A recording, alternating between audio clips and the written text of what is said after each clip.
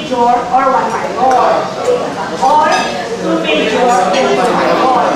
It is department of combined. One native, one now, 1 major, 1 minor. Ang restricto nun, it is, kasi sa amin tayo major, isang pang-fail, isang pang-jam. Before that's, yeah.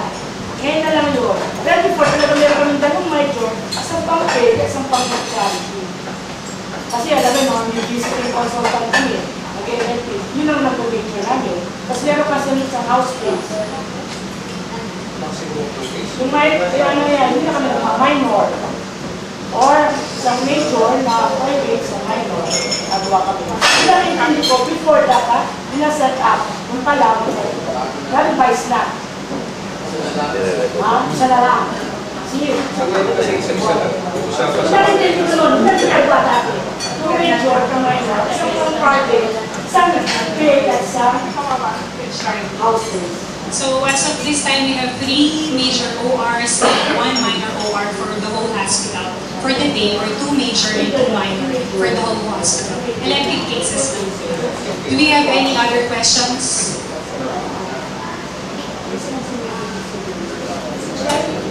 Question for before the policies, the WAR, the OPD, the ER, and the OR policies would be given to each department so that they would be properly discussed by the department, and if suggestions or comments would be made, they would be properly advised before any meetings.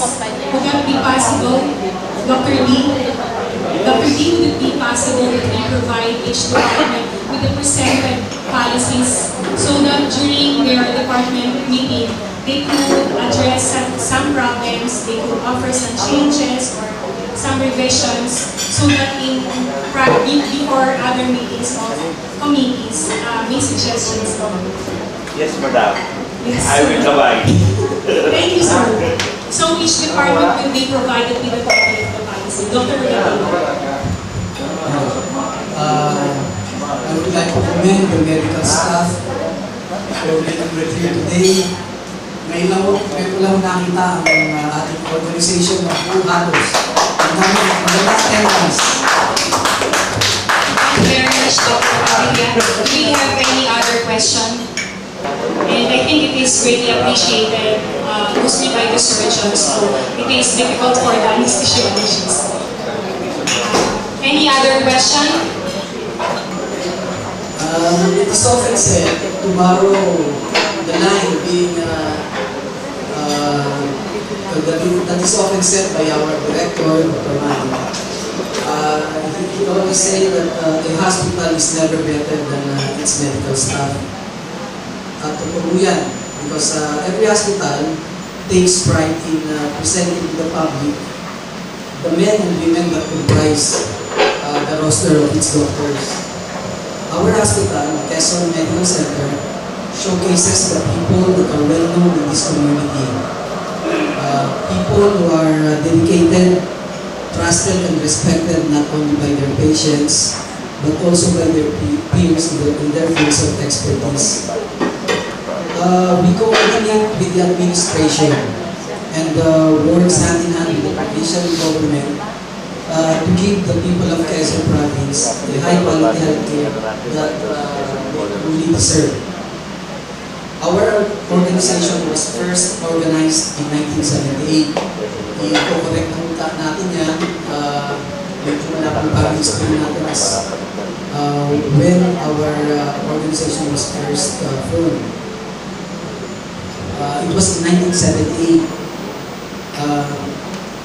The organization has gone a long way. The legacies left behind by its past presidents have been inculcated in the minds of its members, thus making them more cohesive and organized, more involved in hospital operation, more democratic and dynamic, and more dedicated and true to the Hippocratic Oath. Today, in this year's set of officers, I am presenting the following. With me as the President, our Vice President is Dr. Roberto Tabio. The Secretary, Bernardita de la Peña. Our Treasurer is Dr. Francis Dayan. The Auditor is Dr. Ramon Balubino. And of course, we have the PRO, Marilyn Coronacion.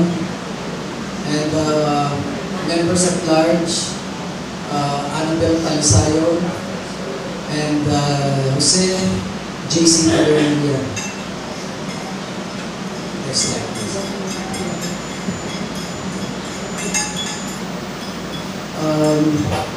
We have different committees, and these are the corresponding, the respective chairman. The Ways and Means, headed by Dr. Garcia. The Training and Accrediting, Dr. Chipiaco. Medyo nag-overlap po ito with the Office of Dr. E. So, tatayo namin gawa ng parang kung anong gagawa dyan. The Constitutional Amendments and Bylaws by Dr. Dennis Rivera. Ethics and Blue Ribbon Committee, headed by Dr. Felipe Dator. Doctors who serve as Bago-bago yan, the latest organization of Quezon Medical Center. The purpose is to establish an organization. Vision. It means that that will stand for the rights of my fellow residents. Pero on the process of becoming a vision, that was on December 6, 2001. Ito po ay nadala ng mga bawat estudyante ng this department na dapat po 32 plus 4 sa anesthesia, 36. Pero mayroong hindi member at ibang po yun natin. Unlike sa 8 in each department, major, tapos 4 sa anesthesia, di ba yung 32 plus 4, 26. Pero nakalis na lang 26 yung sa mga members namin. I was elected as facilitator. Facilitator actually, on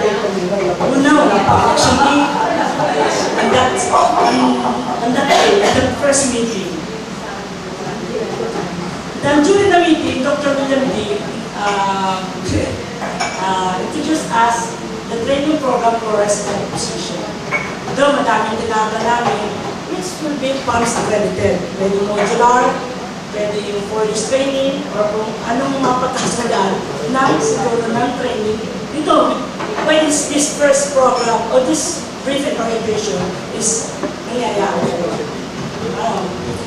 Ang other issues namin ay that resident physician be given priority and medical specialist priority positions. Yun naman sana inihingi namin na sana may voice kami na kami, ako 21 years in service, Dr. Coronacion 25 years in service. 30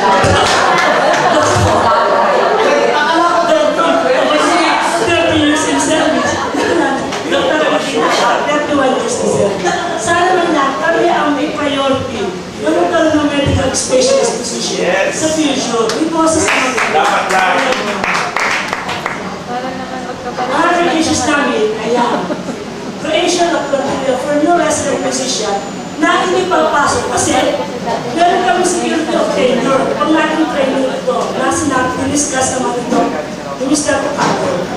Hopefully, mangyari ito. Ito man yung vision, 2010, lahat tayo medical specialist. 2010.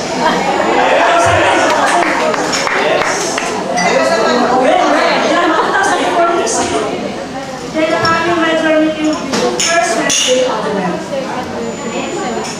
And the next meeting was done last March 6, 2006. Actually, nakalimutan yung John Habit na namin. Yun, sa 2006 namin, meron na kami election officers. Ang President ng ako, yours truly, Vice President, Dr. Dennis Ferry, Secretary,